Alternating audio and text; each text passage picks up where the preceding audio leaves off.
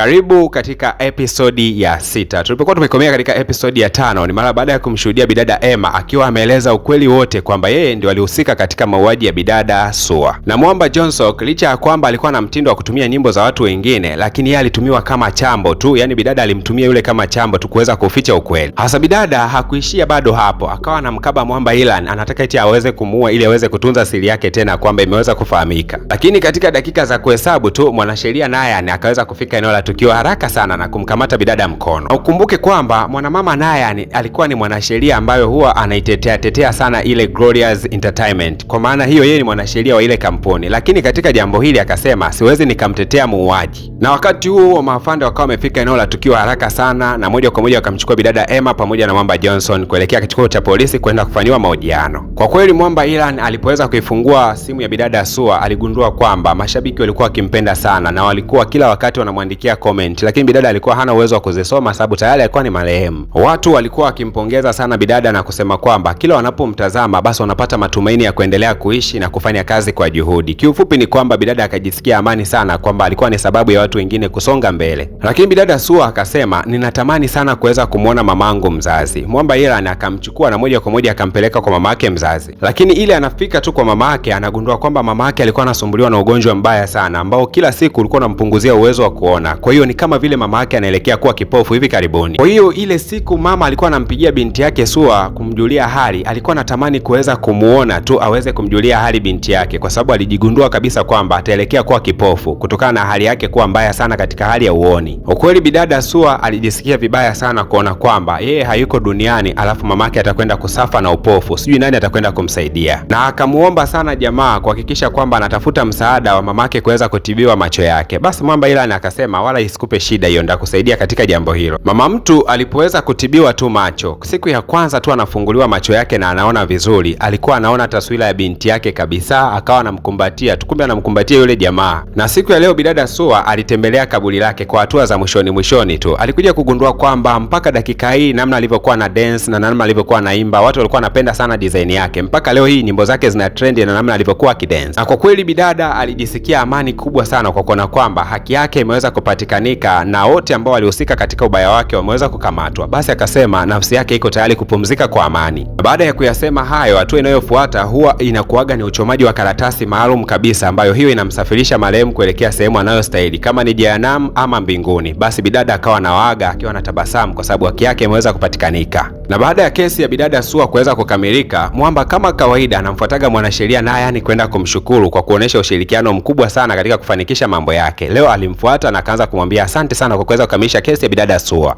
Lakini mwanasheria naye akasema kwa sababu yako nimeweza kuisaliti kampuni yangu ninayofanyia kama mara mbili sasa. Mara ya kwanza tulimsaidiaga mzee fulani na sasa hivi tumeweza kumsaidia huyu mwanamama. Alafu kwa nini kesi zako nyingi huwa zinahusiana na watu walioweza kufa? Kwa sababu mpaka sasa hivi hii ni kesi ya pili na yote inadai haki za watu waliokufa. Imekuwaje hiyo? Ikabidi Mwamba aweze tu kumweleza mwanamama kwamba mimi nina uwezo wa kuwasiliana na kuiona mizimu. Kwa hiyo huwa mizimu inapokuwa inataka haki huwa inanifuata. Kwa hiyo mimi ni kama mwanasheria wa mizimu hivi. Hasa mwanamama naye alipokuwa akisikia utopolo huo akaona jamaa anazungumza ujinga gani bana, akawa ameondoka zake. Hasa mwanamama naye baada ya kutoka pale akaenda kwa kiongozi wake anayefahamika kama Director Jeng, akasema nataka sasa hivi kushughulikia kesi kubwa, hasa ile kesi ya yule mke ambaye aliweza kushuhudia mume wake ameweza kufariki afu kesi yake ikawa imefutwa tu. Na mwanamama naye akasema hii itakusaidia wewe mwenyewe kutengeneza jina kubwa sana kwa babako ambaye anaelekea kuja hivi karibuni, kwa sababu hii kesi lazima ndashinda. Kwa sababu mpaka sasa hivi kampuni yetu imeweza kupoteza kesi 2 mfululizo, kitu ambacho babako akija tu basi itakuwa ni jambo baya sana. Hasa huku upande wa pili Mwamba Ilan kama kawaida yeye ni mzee wa mizimu tu. Sasa leo bana alikuwa ametembelewa na mzimu fulani hivi kama wa kijana mwenye miaka kama 35 hivi. Sasa huu mzimu wenyewe kwanza ukubali kwamba umeweza kufa. Na ukamwambia Mwamba Ilan nidhibitishie kwamba mimi ni mzimu. Yaani wewe nidhibitishie kama mimi ni mzimu. Mimi niko hai bado. Mwamba Ilan akasema wewe ni mzimu. Kwanza kitu cha kwanza haujakanyaga chini, unaelea angani hapo. Mwamba akawa amejishusha kidogo akasema sasa hivi nimeshakanyaga chini. Akasema kitu kingine ukumbuke jina lako. Kweli jamaa akumbuke jina lake. Alafu jamaa ni mbishi vibaya mno, akasema katika ulimwengu huu hakunaga kabisa mizimu wala mambo hayo ambayo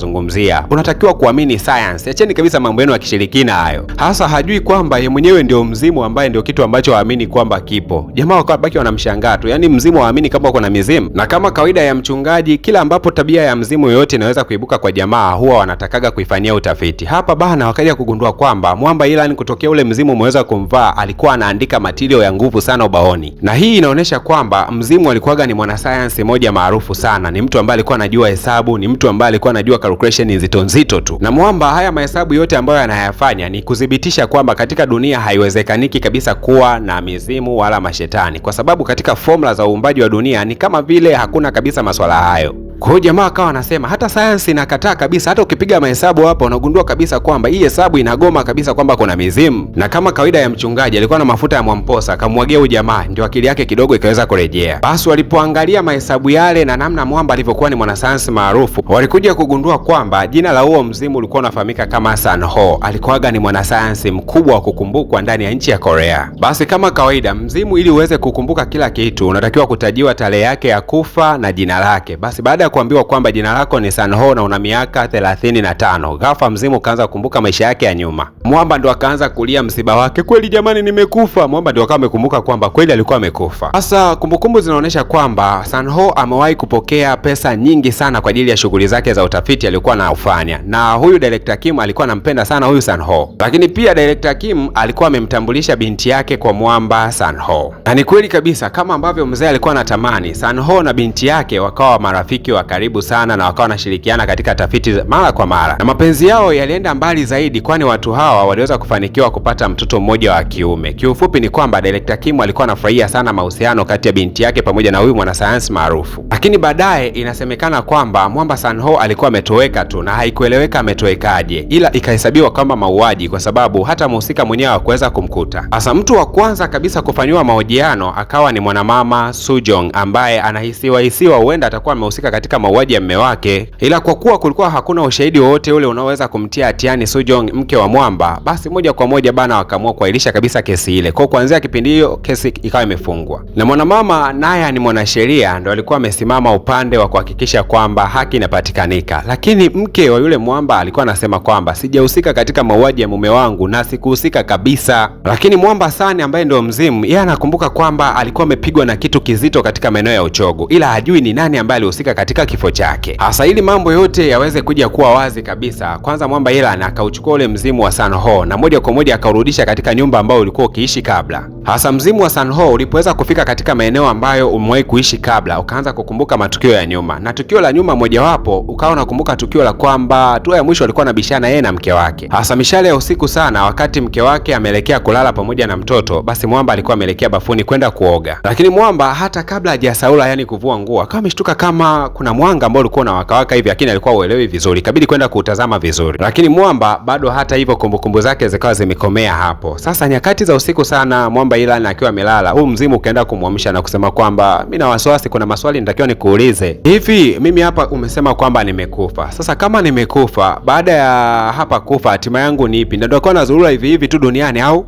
Lakini mwamba Ilan akasema ikipatikanika tu haki yako, basi kazi inayofuatia ni kazi ambayo tunamwachia Mungu. Mungu ndo atakwenda kudili na wewe. Je, uelekee mbinguni ama jehanamu? Kama ulikuwa mtenda mema, basi uhakika wa mbinguni mwanangu unao, lakini kama ulikuwa mtenda mabaya, basi moja kwa moja jehanamu. Sasa huu mzimu ukaanza kukumbuka maisha yake ya zamani kwamba je, ulikuwa unatenda mema au mambo mabaya? Kitu cha kwanza mzimu ukakumbuka kwamba muda mwingi ulikuwa busy na masomo, kuandika notes kwa ajili ya kwenda kufundisha chuo, na ulikuwa busy, ulikuwa haumjali sana mke wake. Na mke wake alianzaga kuonesha chuki muda mrefu sana kutokana na hii tabia ya mume wake kuto kumjali kabisa, yani kuwa busy tu na mambo yake. Na mwamba anahisi kabisa mke wake ndo alikuwa amehusika katika kifo chake. Na jamaa anasema hata kama mke wangu atakuwa amehusika katika kifo changu, kwa kweli simlaumu sana, na nahisi bado nampenda kabisa mke wangu, na sisidhani kama anastahili haki yote ya kuweza kukamatwa, kwa sababu mtu ambaye atakuwa ameweza kumsababishia mke wangu aweze kufanya jambo hilo ni mimi mwenyewe. Halafu kitu kingine, kama mke wangu akikamatwa, maana yake anatakiwa kufungwa gerezani, kitu ambacho kitasababisha mtoto wangu akue katika malezi ambayo sio mazuri. Kwa hiyo sitamani kabisa jambo hilo liweze kutokea.